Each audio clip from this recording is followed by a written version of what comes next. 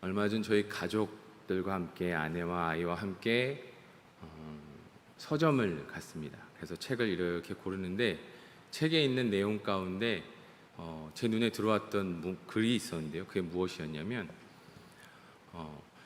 세상에서 가장 어려운 두 가지 일이라는 내용이었습니다. 그 두 가지가 뭐냐면 첫 번째는 나의 생각을 남의 머릿속에 집어넣는 것이고, 두 번째는 남의 주머니에 있는 돈을 내 주머니에 넣는 것이다 라고 이야기합니다. 그래서 첫 번째 일을 하는 사람을 선생님이라고 얘기하고, 두 번째 일을 하는 사람을 사장님이라고 한다고 합니다. 그런데 인터넷에서 이것에 글을 덧붙였어요. 이 두 가지를 다 잘하는 사람이 있는데 그것을 우리는 마누라라고 합니다. 그래서 첫 번째, 선생님의 말을 듣지 않는다는 것은 공부를 하지 않겠다라는 것이고, 사장님의 말을 듣지 않겠다라는 것은 돈을 벌지 않겠다라는 것이고, 마누라의 말을 듣지 않겠다라는 것은 살고 싶지 않다는 얘기다. 이 글을 보면서 제가 한 가지가 떠올라서 덧붙였는데요. 이 모든 것을 만드신 분은 하나님이신데 하나님의 말씀을 듣지 않겠다라는 것은 구원을 받지 않겠다라는 것이다. 사랑하는 성도 여러분, 세상의 주인이신 하나님을 믿으시며 늘 기쁨과 감사함으로 살아가시는 성령이 충만한 저와 우리 성도님들이 되시기를 간절히 축원합니다. 오늘 고린도 교회의 말씀은 무엇이냐면 오늘 본문의 말씀은 이렇습니다. 조금 깊이 들어갈 건데요, 그래도 쉽게 나누도록 하겠습니다. 고린도 교회가 분열이 일어나고 있는 상황 가운데서 바울이 권면합니다.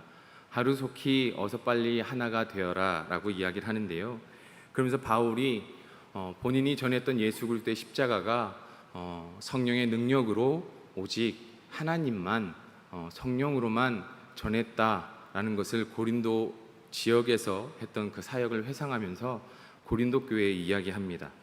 그런데 하나님의 지혜를, 특히 고린도전서 2장에서는 지혜에 대한 부분이, 또 1장 후반에서는 지혜에 대한 부분이 참 많이 강조가 되는데요, 이 지혜는 무엇이냐면 바로 복음입니다. 하나님께서 우리를 사랑하셔서 죄악된 인류 가운데 구원해 주시기 위해서 예수님을 보내주신 또 구원의 섭리가 바로 하나님의 지혜인데, 이 지혜는 창세 전부터 우리를 택하셔서 미리 준비하셨어요. 그런데 이 복음이 비밀한 복음입니다. 사람의 눈으로 또 귀로 보는 걸로 마음으로는 깨달을 수 없는 게 복음이에요. 성령을 받아야지만은 예수님을 나의 주인으로, 우리의 구원자로 고백할 수 있다라는 게 바로 바울이 전하는 복음입니다. 그런데 오늘 본문의 말씀에서 무엇을 이야기하냐면, 인간의 영은 인간의 속성을 아는 것처럼 하나님의 영이 하나님의 마음을 알고 하나님의 크고 비밀한 깊은 것을 통달할 수 있다라고 이야기하지요. 그런데 우리가 아는 것처럼 이 성령을 통해서 내가 죄인됨, 또 나의 나약함, 나를 부족한 나로 볼 수 있는 것이 바로 성령을 힘입지 않으면 어렵다라는 거예요. 그래서 이것을 두고서 이야기하는 게, 내가 성령을 통하여 나를 바라보는 것, 내 삶을 바라보는 것, 깨닫는 것을 바로 성령의 조명이라고 이야기합니다. 그래서 오늘 우리에게 주시는 말씀을 통하여 우리의 모습을, 우리의 삶을, 또 우리와 늘 동행하시는 성령님을 의지하며 나아가시는 저와 우리 성도님들이 되시기를 간절히 축원합니다. 조금 전에 말씀드렸던 것처럼 하나님께서는 우리를 자녀 삼아 주셨고, 또 우리를 자녀로 인쳐 주셨습니다. 그것을 성령의 인치심이라고 하는데, 고린도후서 1장 22절에 나오는 말씀인데요, 이것들을 통해서 우리가 하나님 앞에 나아가는데, 우리가 하나님께로부터 갓 태어난, 이제 하나님을 믿고 갓 태어난 자가 되었어요. 그리고 예수님의 제자가 되었고, 제자가 되어서 하나님 나라를 위해 힘쓴 일을 하며 나아가려 할 때 그 힘과 능력을 더해 주시는 것이 바로 성령이라는 겁니다. 그래서 우리는 그 성령을 힘입어야만 하나님을 의지하며 하나님을 믿으며 나아갈 때에 두려움도 없고 떨림도 없고 담대함과 기쁨으로 나아갈 수 있음을 기억하시기 바랍니다. 우리가 성령을 생각하면 참 많은 것들이 있지만, 초대교회도 있고 여러 가지도 있지만, 성령을 생각하면 빠질 수 없는 것이 있죠. 은사입니다. 은사인데, 이 은사는 방언도 있고 예언도 있고 통변도 있고 치유도 있고 여러 가지가 있습니다. 그런데 고린도전서 12장에 나오는 이 치유부터 해서 이러한 은사는 초자연적인 은사라고 한다라고 하면, 로마서 12장에 나오는 은사는 온유, 상담, 또 권면, 이런 부분들은 리더십, 이런 부분들은 그냥 관계성의 은사라고 하지요. 그래서 이 은사, 이 두 가지, 초자연적인 은사와 관계적인 은사 두 가지가 합쳐져서 하나님 나라의 일을 위해 열심히 나아갈 때, 그 조화를 이룰 때 건강한 은사를 펼칠 수 있다라는 거죠. 그런데 이 은사에서 꼭 갖추어야 할 것이 있는데, 그것이 무엇이냐면 바로 성령의 열매라는 거예요. 갈라디아서 5장에 나오는 이야기죠. 갈라디아서 5장에 나오는 성령의 열매가 꼭 은사를 가진 자들에겐 필요합니다. 왜요? 은사는 하늘 위로부터 오나 교만은 등 뒤로 온다는 이야기가 있습니다. 부흥사 목사님들이 참 많이 하셨던 얘기예요.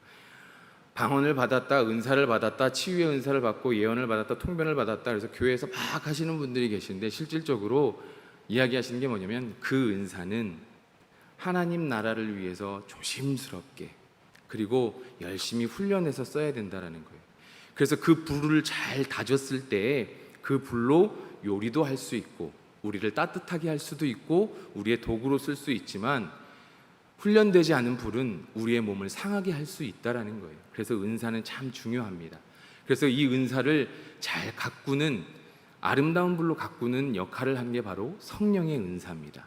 사랑과 희락과 온유와 자비와 화평과, 여기에 나오는 이 9가지 성령의 은사를 우리가 온유와 절제로 끝난 이 모든 것들을 다 갖추었을 때, 하나님이 주신 은사를 비로소 아름답게 사용할 수 있음을 늘 기억하시기 바랍니다. 그렇다라고 하면 이것들을 통해서 우리가 성숙하여지고, 또 이 성품이 다져지고, 그로 말미암아 하나님의 은사로 능력이 되었을 때, 비로소 우리는 나아가 저 세상 가운데 우리를 어리석다라고 이야기하는 그들 가운데 하나님을 나타낼 수 있는 성품과 능력을 갖추게 된다는 것이죠. 그래서 오늘 이 자리에서 함께 말씀을 나누는 저와 우리 성도님들 모두가 성령이 충만하고 성령의 사람으로 나아가시는 저와 우리 성도님들이 되시기를, 또 우리 효자동 교회가 되기를, 한국 교회가 되기를 간절히 축원합니다. 조금 전에 말씀드렸던 것처럼 본문의 내용은 그렇습니다. 그러면 우리가 이제 성령에 대해서 나눌 건데요. 성령의 사람, 성령의 사람, 쟤는 누구의 사람이야? 저 사람은 누구의 사람이야? 우리는 성령의 사람이라고 했을 때, 그러면 누구의 사람이라고 하면 그 사람의 냄새가 있고 색깔이 있고 그 사람의 모습이 있기에 누구의 사람이라고 이야기를 합니다. 성령의 사람이라고 이야기했을 때 우리는 성령의 모습을 비춰야 되는데, 그러려면 가장 먼저 우리는 성령을 받아야 하지요. 그럼 우리가 성령을 받으려면 어떻게 해야 될까요? 가장 먼저 우리에게는 회개가 이루어져야 하죠. 성경에 보면, 성경은 두 가지 약이 있어요. 지금 코로나 백신에 아스트라제네카, 화이자도 있지만, 우리에게는 뭐니 해도 구약과 신약 아니겠습니까? 구약은 공의의 하나님이라고 하면 죄에 대한 심판. 그래서 이스라엘 백성들이 죄를 짓고 회개하고 용서받고, 죄를 짓고 회개하고 또 죄를 짓고 심판받고 회개하고 회복되고, 이게 반복적으로 되잖아요. 그래서 구약은 공의의 하나님. 그래서 예수님이 공의의 하나님, 너무 무서운 하나님으로만 보이면 안 되겠다, 그래서 보내주신 게 누구십니까? 예수님이시죠. 사랑의 하나님, 신약에. 그래서 우리가 늘 기억해야 될 건, 그냥 무서운 공의의 하나님, 또 너무 좋은 사랑의 하나님, 한쪽에만 편중되는 게 아니라 공의의 하나님과 사랑의 하나님을 같이 늘 기억하는 삶이 되어야 건강한 삶이 된다는 것을 기억하시기 바랍니다. 우리가 자녀를 키울 때도 마찬가지잖아요. 자녀를 호되게 무섭게만 하면 자녀가 위축이 돼요. 그리고 내성적이게 되고, 그리고 함부로 뭘 잘 말을 못해요. 그런데 반대로 너무 사랑만 하고 오냐 하면 너무 아나무인이 돼요. 자기밖에 몰라요. 이기적이게 돼요.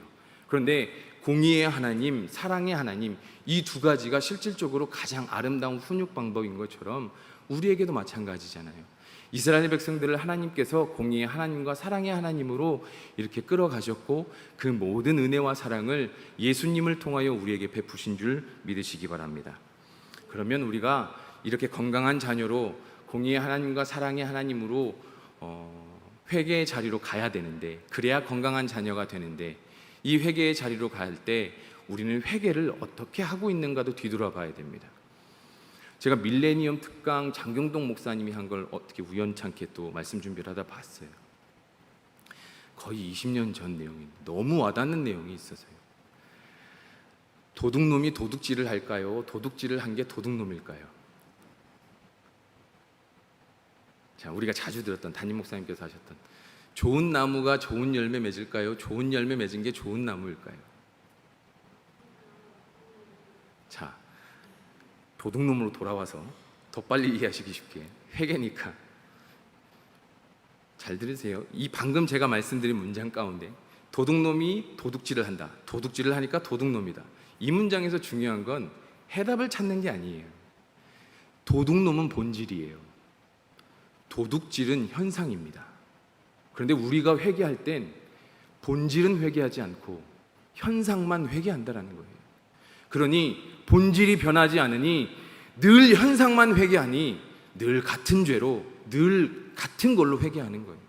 우리는 본질을 회개해야 됩니다. 사랑하는 성도 여러분, 성령님께서 우리 안에 내재하셨을 때에 그때에 비로소 참된 내 내면에 또 우리의 죄된 우리의 본질은 죄성이에요. 저도 그렇고 우리 성도님들도 그렇고 세상의 모든 이들은 다 본질은 죄성을 가지고 태어납니다.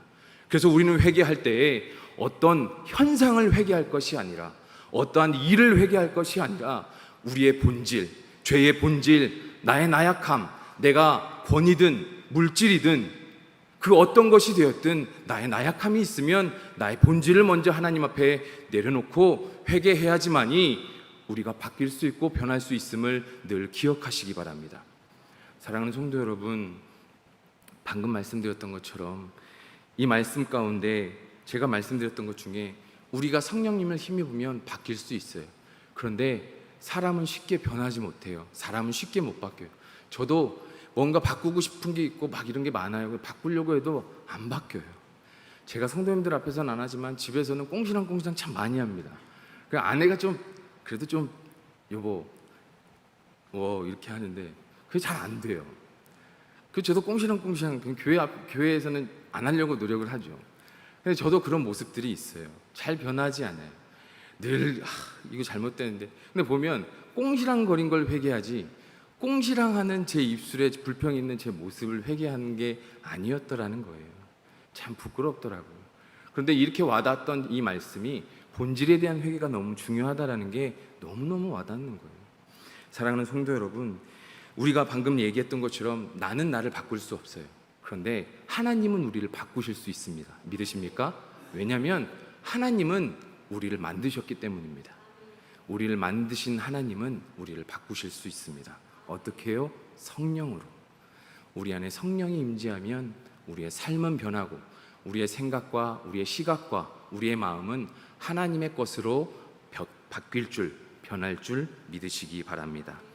그렇게 나의 본질이 하나님의 것으로 성령을 받아서 하나님의 것으로 하나님의 사람으로 변하면 나에게서 보이지 않았던 것들이 보이기 시작해요.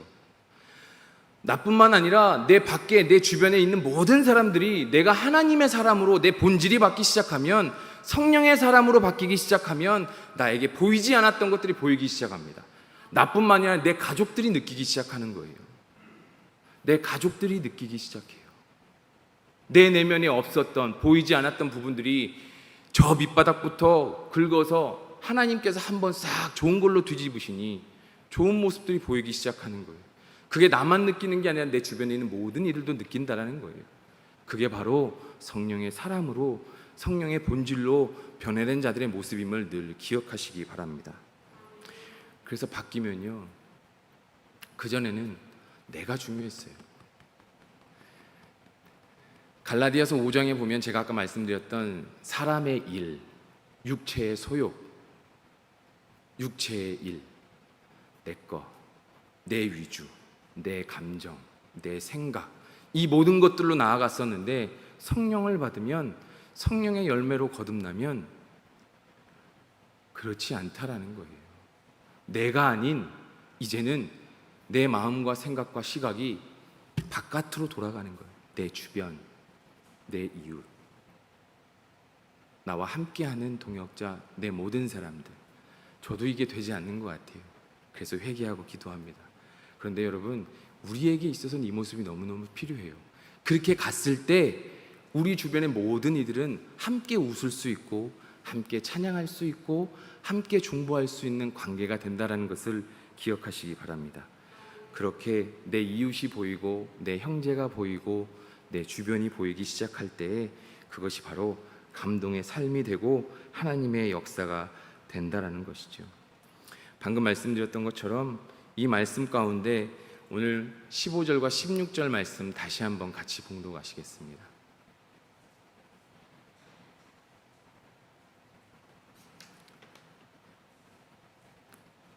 같이 봉독하시겠습니다. 시작. 신령한 자는 모든 것을 판단하나 자기는 아무에게도 판단을 받지 아니하느니라. 누가 주의 마음을 알아서 주를 가르치겠느냐? 그러나 우리가 그리스도의 마음을 가졌느니라. 아멘. 믿으십니까? 신령한 자들이란 뭐냐면 17절 말씀 15절 말씀 띄워 주시겠어요? 신령한 자들이라는 건 뭐냐면 성령의 지배를 받는 사람을 얘기해요. 성령의 지배를 받는 사람은 성령님의 감화, 감동, 교통, 역사하심의 은총을 통해서 주변에 보이는 모든 것들을 사람의 지혜로 이해하려고 하지 않고 사람의 지혜로 무언가 경험으로 보려고 하지 않고 내주하시는 성령님이 주시는 그 은혜로 말미암아 모든 것들을 바라보게 돼요. 그래서 그런 사람은 세상의 지혜를 뛰어넘습니다. 세상의 율법이나 세상의 법들을 뛰어넘어요. 왜요? 성령님이 주시는 그 선함으로 말미암아 성화되어 예수님을 닮아감으로 말미암아 그 기준이 세상을 넘어서는 하나님의 사람으로, 성령의 사람으로, 예수님의 사람으로 변화되는 줄을 믿으시기 바랍니다. 그래서 성령의 사람은 감동이 있어요. 향기가 있어요. 제가 꽃에 대한 이야기를 누가 하는 얘기를 들었어요. 근데 그 꽃에 대한 종류를 세 가지로 나눠서 얘기하는데요. 첫 번째는 조화, 두 번째는 온실화, 세 번째는 야생화. 조화는 정말 진짜 꽃 같은데 꽃이 아니에요. 향기가 없어요. 온실화는 그냥 이렇게 안에서 키워서 잘 자랐는데 생화인데 향기가 부족해요. 야생화는 들판에서 자랐는데 향기가 그 주변에 가득해요. 그런데 야생화는 그곳에서 꽃이 피기까지 비바람과 태풍과 모진 것들을 다 이겨내야 돼요. 그런데 그것을 이겨내고 났더니 꽃이 주변에 진동하다라는 거예요. 사랑하는 성도 여러분, 그 모든 것을 이겨내는 야생화에게 있어서 가장 중심이 되어야 될 게 무엇일까요? 뿌리죠. 뿌리가 강해야 꺾이지 않거든요. 우리에게 있어서도 마찬가지입니다. 우리에게 있어서도 그런 우리의 신앙생활이 온실과 같으면 얼마나 좋아요. 때론 우리의 신앙이 조화처럼, 유혹에 넘어가 조화처럼 될 수도 있어요. 그런데 그건 중요하지 않아요. 우리는 뭐가 중요하냐면 조금 전에 말씀드렸던 것처럼 본질로 돌아가서 성령을 받아서 우리의 뿌리가 하나님을 향한 믿음이 되고 성령이 되시기를 간절히 축원합니다. 그렇게 됐을 때 우리는 그리스도의 사람으로 감동이 있어요. 향기가 있어요.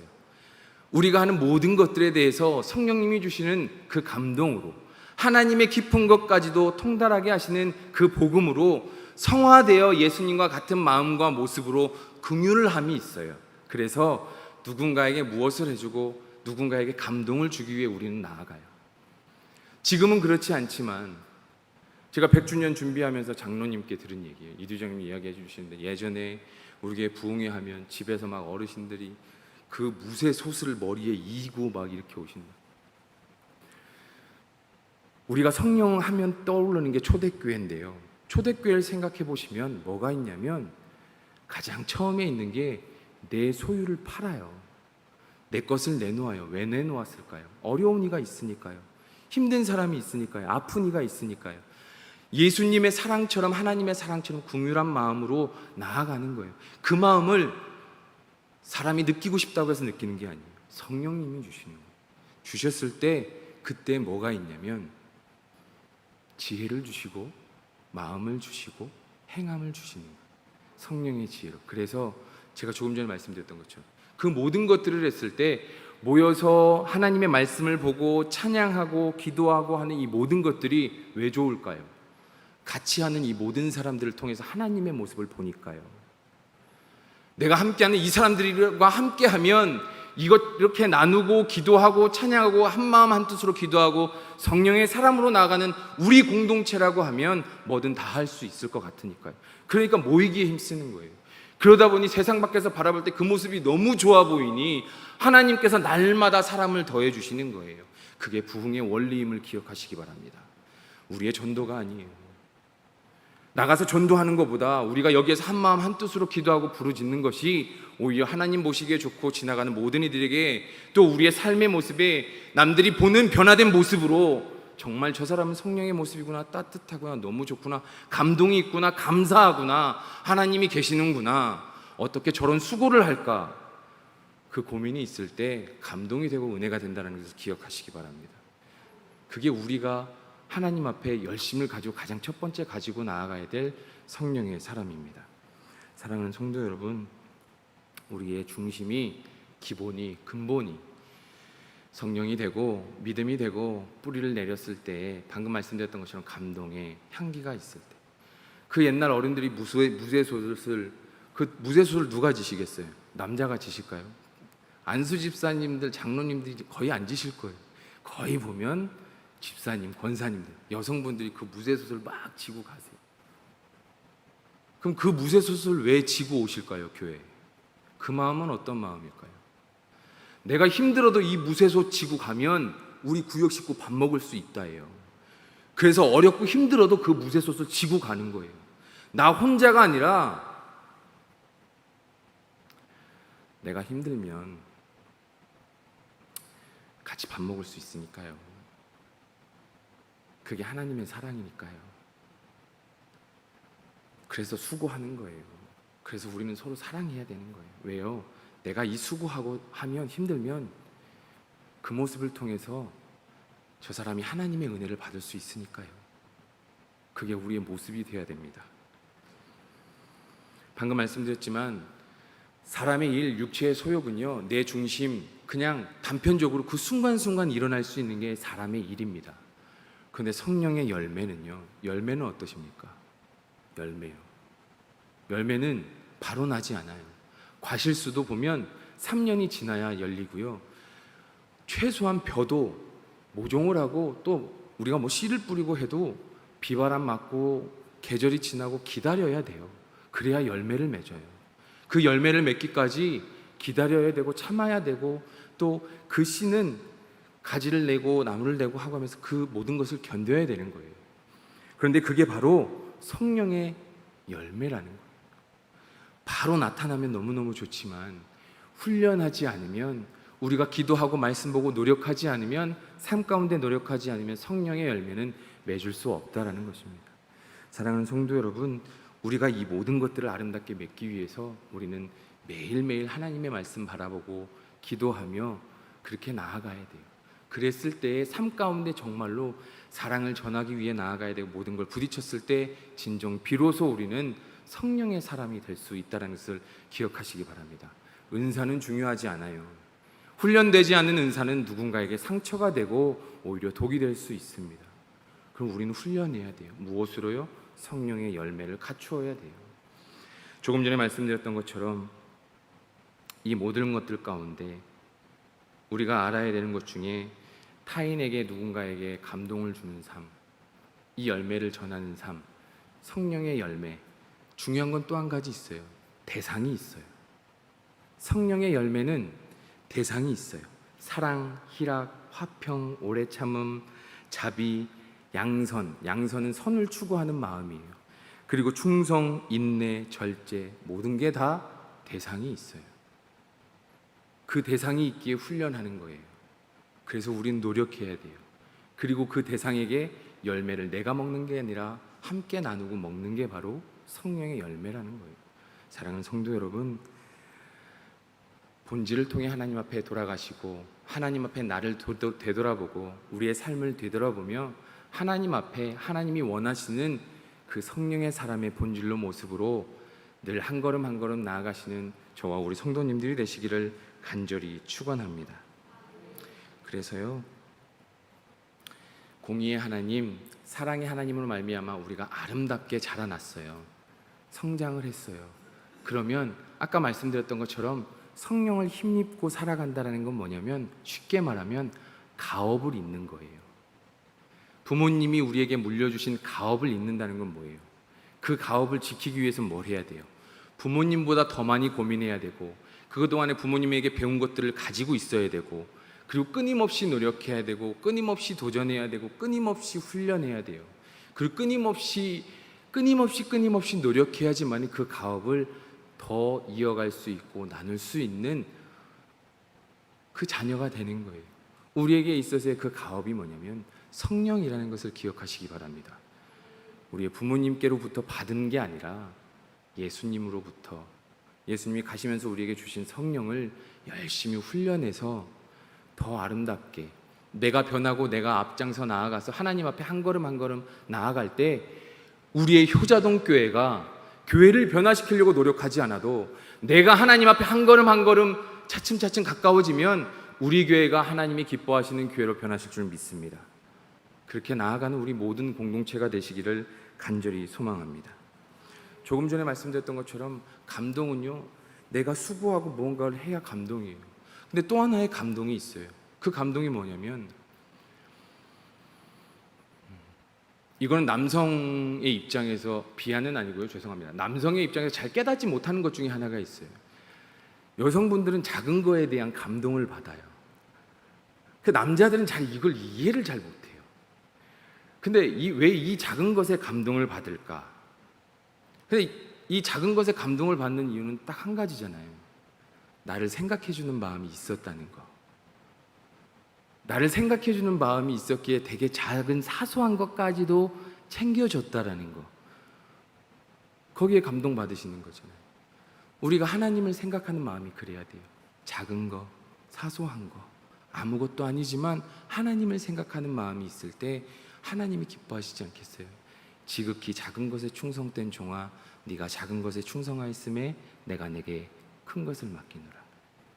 사랑하는 성도 여러분, 마음의 중심에 지극히 작은 것도 하나님을 먼저 생각하시고 하나님 앞에 영광 올려드리는 저와 우리 성도님들이 되시기를 간절히 축원합니다. 무엇보다 하나님 앞에 하나님을 먼저 감동시키는 우리 모두가 되시기를 간절히 축원합니다. 방금 말씀드렸던 것처럼 우리는 지극히 작은 것을 남성분들이 깨달으면 좋은데 못 느껴요. 그래서 이걸 깨달으라고 동역자를 주신 게 바로 아내잖아요. 조금 전에 얘기했던 마누라의 말을 잘 들어야 살 수가 있다라고 얘기하잖아요. 근데 이처럼 우리가 구원을 받으려면 하나님의 말씀을 늘 기억하고 바라보고 하나님 앞에 기도하며 성령님이 인도하시는 그 인도하심을 믿으며 거기에 영적 민감함을 가지고 나아가실 때, 인도하시는 하나님 그 성령님과 동행하실 때 비로소 우리의 모습은 늘 기쁨과 감사가 충만한 삶이 되실 줄 간절히 믿습니다. 말씀을 맺고자 합니다. 요한계시록 2장과 3장에 보면 소아시아 7교회들에 대한 이야기들이 쭉 나와요. 그 7교회들에 대한 책망도 나오고 칭찬도 나오는데, 이 소아시아 7교회에 대한 내용이 나오면서 이 7교회에 대해 동일하게 이야기하는 말씀이 있습니다. 그 말씀이 무엇이냐면, 띄워주시겠습니까? 같이 봉독하시겠습니다. 시작.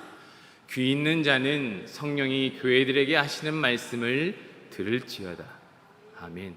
저 말씀이 오늘 이 자리에 저와 우리 성도님들과 우리 효자동 교회와 한국교회에 지킬 말씀, 전할 말씀이 되시기를 간절히 소망하고 축원합니다. 성령이 교회들에게 하시는 말씀을 들을지어다. 나중에 요한계시록 2장과 3장 보시면서 저 말씀이 어디에 나오는지 한번 밑줄 쳐보시는 것도 좋을 것 같습니다. 이제 우리 모두가 사람의 일, 또 육체의 일, 육신의 소욕이 아닌 하나님으로부터 온 성령을 받아서 분별의 삶으로 나아가길 소망합니다. 그래서 기도합니다.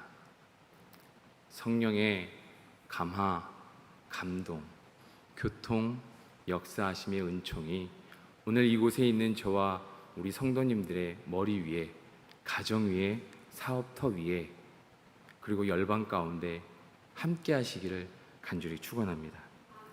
방금 말씀드렸던 성령님의 감화, 죄의 본질인 내가 변하고 바뀌며 예수님의 모습을 따라가는 것.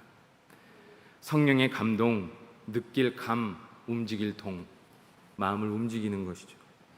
예수님의 마음을 느끼고 예수님의 마음으로 움직이는 것. 성령님과의 교통, 오고 가는 소식이나 정보, 성령님이 주시는 하나님의 지혜와 말씀으로, 그리고 그 깨달음으로, 성령님의 역사, 내가 순종하며 행할 때에 우리 하나님께서 일하심을 믿으시기 바랍니다.